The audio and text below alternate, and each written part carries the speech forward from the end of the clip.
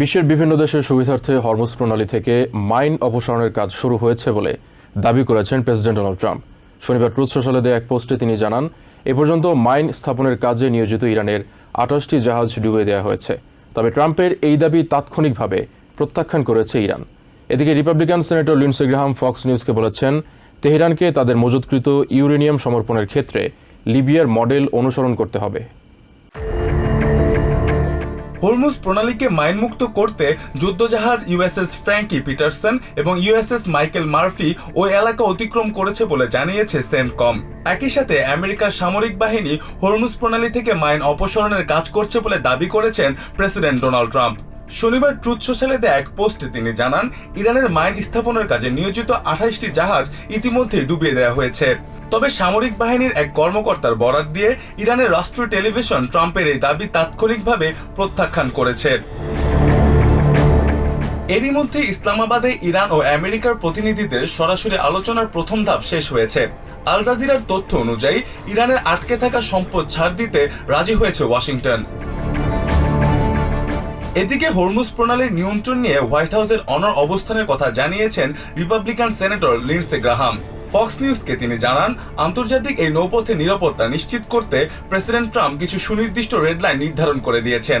Lindsey Graham বলেন, তেহরানকে তাদের মজুতকৃত uranium সমর্পণের ক্ষেত্রে লিবিয়ার মডেল অনুসরণ করতে হবে।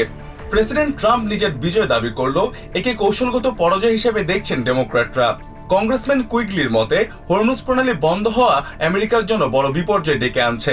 তার মতে, প্রেসিডেন্ট স্রেফ জয়ের দাবি করতে চাইছেন। ইসরায়েলের হামলা অব্যাহত থাকা অবস্থায় ইসলামাবাদে আলোচনাকে অর্থহীন বলে মনে করছেন কুইগলি। তার মতে, প্রতিনিধি পাঠানোর আগেই ইসরায়েলের সাথে সমঝোতায় আসা উচিত ছিল। অন্যদিকে ইরান পরিস্থিতি নিয়ে হোয়াইট হাউসের দাবি আর গোয়েন্দা তথ্যের মধ্যে আকাশ পাতাল পার্থক্য দেখছেন সিআইএ এর সাবেক ডিরেক্টর জন ব্রেনান। এমএস নাওয়ের সাক্ষাৎকারে তিনি বলেন, তেহরানের পারমাণবিক সক্ষমতা নিয়ে প্রশাসনের অজুহাত বাস্তবসম্মত নয়। ট্রাম্পের একগুঁয়েমের কাছে হোয়াইট হাউসের নিরাপত্তা উপদেষ্টারা অসহায় হয়ে পড়েছেন বলে অভিযোগ করেছেন সাবেক এই গোয়েন্দা প্রধান। তবে ইসলামাবাদে ভাইস প্রেসিডেন্টের সাথে বিশেষজ্ঞ দল যাওয়ায় কিছুটা আশার আলো দেখছেন তিনি। এদিকে সভ্যতা ধ্বংসের হুমকি দিয়ে ট্রাম্প প্রশাসন আন্তর্জাতিক আইন লঙ্ঘন করছে বলে সতর্ক করেছেন টরন্টো বিশ্ববিদ্যালয়ের অধ্যাপক টিম স্নাইডার। তার মতে, এমন উগ্র ভাষা ব্যবহার সত্ত্বেও আলোচনার টেবিলে সুবিধা করতে পারেনি ওয়াশিংটন। তিনি আরো বলেন, প্রেসিডেন্টের এই বিদ্বেষপূর্ণ আচরণ আমেরিকার ভাবমূর্তি ক্ষুণ্ণ করছে। Mostafa Ashikin Abir, TVN 24 news desk.